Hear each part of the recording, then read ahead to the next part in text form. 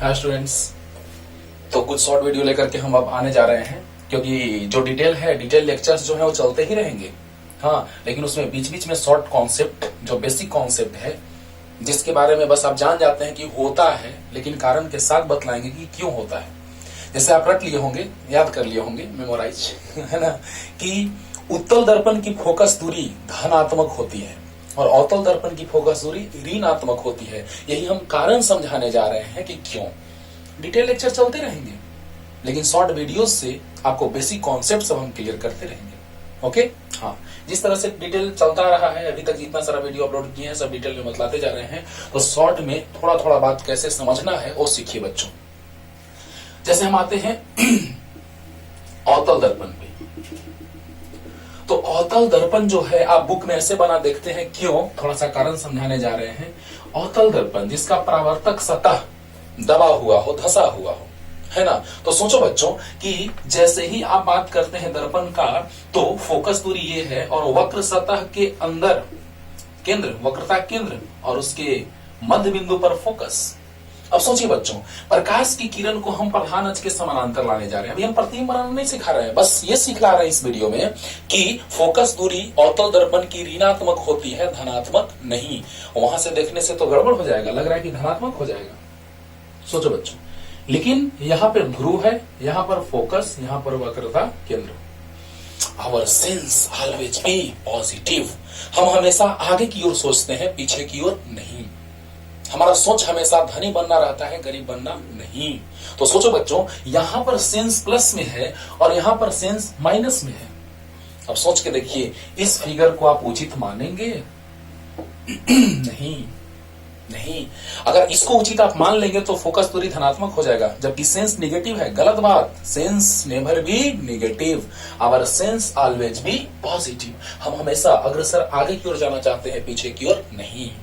Understood? जो आपने रटा है, याद किया है कि अवतल दर्पण की फोकस दूरी ऋणात्मक होती है, लेकिन कैसे होती है आज सिखलाने जा रहे हैं बच्चों। Our sense always be positive, sense never be negative. इसीलिए इसको घेर दिया, साइड कर दिया। अब सोचिए बच्चों कि जैसे ही हम बात करेंगे ध्रुव का, तो ध्रुव के दाईं ओर प्लस, ध्रुव के बाईं ओर दूरी माइनस, ऊपर प्लस नीचे माइनस, आगे प्लस पीछे माइनस, ऊपर प्लस नीचे माइनस। ओके, ये कौन सा दर्पण है बच्चों? अवतल दर्पण, कॉनकेव मिरर। ओहो, अब सोचो बच्चों, जैसे ही हम बात करते हैं सेंस का, तो सेंस ऑलवेज भी पॉजिटिव, लेकिन उसमें निगेटिव यानी ये फिगर हम लोग नहीं मान के चलेंगे। आप बुक में देखते होंगे कि यही फिगर बना रहता है, लेकिन कारण क्या है आप समझ रहे हैं। आवर सेंस ऑलवेज भी पॉजिटिव। अब सोच के देखो, ध्रुव के आगे प्लस, पीछे माइनस, ऊपर प्लस नीचे माइनस, तो फोकस दूरी क्या हो जाएगा? फोकस और ध्रुव के बीच की दूरी फोकस दूरी, और केंद्र और ध्रुव के बीच की दूरी वक्रता त्रिज्या। अब बताइए बच्चों, अगर सेंस हमारा प्लस है, तो इस केस में, इस चित्र में जो हम देख रहे हैं, उसमें फोकस दूरी पीछे है और वक्रता केंद्र भी पीछे है, यानी फोकस दूरी जो है वो भी ऋणात्मक और वक्रता त्रिज्या भी ऋणात्मक, यानी F जो होगा वो निगेटिव होगा और R भी निगेटिव होगा। क्या बात है। ओके, तो अवतल दर्पण की फोकस दूरी जो आप याद किए हैं कि ऋणात्मक क्यों होती है, क्योंकि फिगर ऐसा भी हो सकता है, वैसा भी हो सकता है। वो ऐसा क्यों नहीं होगा? कारण सोचो बच्चों, sense always be positive, sense never be negative.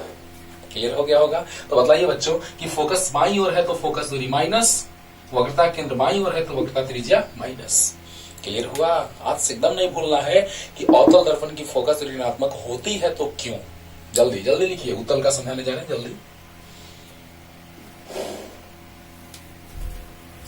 Our sense always be positive. हम इस सेंस का बात बहुत बार करेंगे बच्चों, जब भी हम बतलाएंगे आपको कॉन्सेप्ट, और बहुत बार ये हम बात बोले भी हैं कि सेंस पॉजिटिव होना चाहिए, निगेटिव नहीं होना चाहिए। और अब देखिए बच्चों, उत्तल का बात करते हैं। उत्तल दर्पण में हम लोग कौन सा चित्र बनाएंगे? उत्तल दर्पण जिसका परावर्तक सतह उठा हुआ हो, उभरा हुआ हो, उसे हम उत्तल दर्पण कहते हैं। ये है ध्रुव, ये है वक्रता केंद्र, ये है फोकस, वक्रता केंद्र, और ये है फोकस। और यहां पर अगर हम बात करें तो वक्र सतह के अंदर वक्रता केंद्र, फोकस बीच में, ध्रुव और वक्रता केंद्र के बीच में, है ना। अब देखिए बच्चों, जैसे ही अगले दिन बतलाएंगे कि उत्तल दर्पण में प्रकाश की किरण जाती है तो ऊपर ही क्यों मुड़ती है, नीचे क्यों नहीं। ऐसे ही जो आपको नहीं पता है जो कॉन्सेप्ट, वो सारा हम आपको बतलाने जा रहे हैं, धीरे धीरे बतलाते जाएंगे। तो जैसे ही प्रकाश की किरण आएगी प्रधान अक्ष के समानांतर, इसमें भी आएगी प्रधान अक्ष के समानांतर। देखो बच्चों, यहीं पे सेंस स्टार्ट होता है। यहां सेंस पॉजिटिव और यहां सेंस निगेटिव, इसीलिए ये बुक में आप फिगर बना हुआ नहीं देखते होंगे। अंडरस्टूड। अब सोचो बच्चों कि जैसे ही हमारा सेंस प्लस में है, यहां सेंस माइनस में है, तो हम इसको प्रेफर करेंगे ना कि उसको। ओके, इसको मानेंगे ना कि उसको। वो भी उत्तल दर्पण है, ये भी उत्तल दर्पण है, उत्तल दर्पण, कॉन्वेक्स मिरर, उत्तल दर्पण। लेकिन सोच के देखो बच्चों कि उत्तल दर्पण में हम ऐसे भी चित्र बना सकते हैं, ऐसे भी चित्र बना सकते हैं, लेकिन ऐसा ही चित्र बुक में क्यों बना रहता है? ऐसा नहीं, क्योंकि यहां पर सोच के देखिए, और सेंस ऑलवेज भी पॉजिटिव और सेंस ऑलवेज भी नेवर भी नेगेटिव। तो सेंस ऑलवेज भी पॉजिटिव तो ये सही, और सेंस नेवर भी नेगेटिव तो ये गलत। ये फिगर हम लोग मान के नहीं चलते हैं। तो बतलाओ बच्चों, अब यहां से कहानी खत्म। ध्रुव के आगे फोकस, तो फोकस दूरी आगे हो गया। ध्रुव के आगे वक्रता केंद्र, तो वक्रता त्रिज्या आगे हो गया।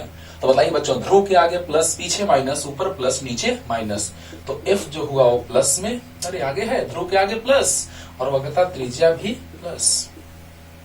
सोच के देखिए बच्चों, बस खेल क्या है? तो our sense always be positive, our sense never be negative. तो बताइए बच्चों, सेंस पॉजिटिव है, उसके हिसाब से बस काम खत्म। उत्तल दर्पण, तो ध्रुव के आगे फोकस, ध्रुव के आगे वक्रता केंद्र, तो फोकस दूरी भी धनात्मक, वक्रता त्रिज्या भी धनात्मक। क्लियर हुआ? तो इस तरह से दो बात आज हम बतलाए बच्चों कि उत्तल कैसे होता है कि उत्तल दर्पण की फोकस दूरी धनात्मक होती है, वक्रता त्रिज्या भी धनात्मक होती है। अवतल दर्पण की फोकस दूरी ऋणात्मक होती है, वक्रता त्रिज्या भी ऋणात्मक होती है। उत्तल में धनात्मक और अवतल में ऋणात्मक कैसे, आज कारण बतला दिए। तो ऐसे ही हम शॉर्ट वीडियो लेके आते रहेंगे।